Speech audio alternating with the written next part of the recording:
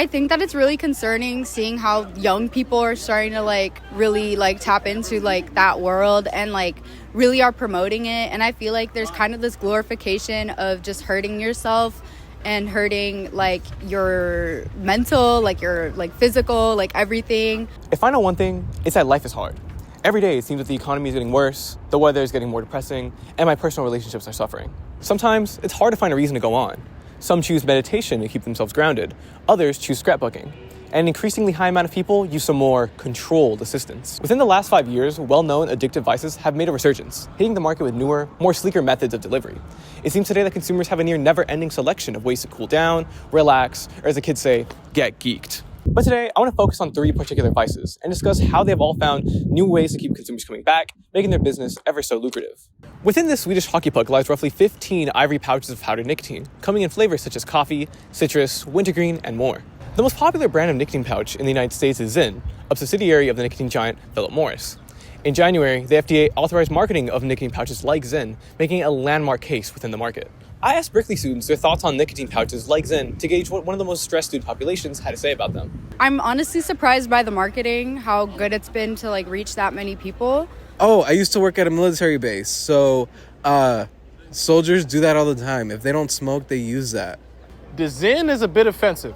I'll say that. The Zyn is a bit offensive. I've only tried it one time, and it was like, I was like, oh. I feel like out of nowhere, no one heard of Zyns, and then like out of nowhere, people were making like little gadgets to attach to their shoes for like Zyns and stuff. Detractors point to the inherent dangers of nicotine and the fact that these delivery methods and pouches might target children as reasons for greater caution or outright bans. Either way, we here at CalTV do not condone nicotine usage of any kind. It can lead to cancer, heart problems, and be a general financial nuisance. In 2018, the Supreme Court overturned Murphy v. NCAA, a decision that effectively opened this door for states to legalize sports betting. Since then, sports betting has become a billion-dollar industry, as leagues all over the country flaunt their partnerships with companies such as FanDuel, BetMGM, DraftKings, Hard Rock Bet, and ESPN Bet. The game is simple. You, as a consumer, bet money that a certain outcome will happen within a given game.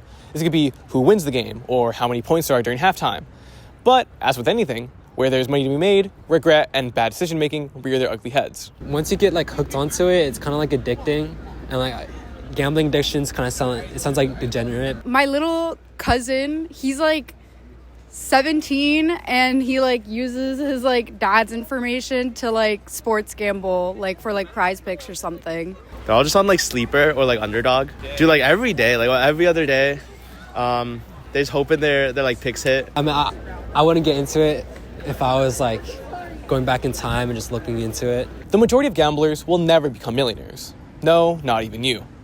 The house always wins, at best, leaving you with a slight profit, and at worst, leaving you as a shell of your former self. The majority of gamblers may quit before they hit it big, but the grand majority of gamblers will never hit it big either. Whippets are the common name for nitrous oxide, a gas typically used in the production of homemade whipped cream or to make a car run better. The gas is odorless and tasteless. However, when inhaled, produces a slight euphoric feeling for a short amount of time. In general, the sale of nitrous oxide for personal use tends to be illegal. However, most can get away with it as long as their external marketing is of the legal variety. Flavored whippets pose nothing but harm to the general public. The large canisters incentivize abusing the gas. The flavors and the colorful packaging incentivize younger users to get into it. And the parent company, SBK International, owns a chain of smoke shops, pushing this culinary equipment into more spaces that it does not belong.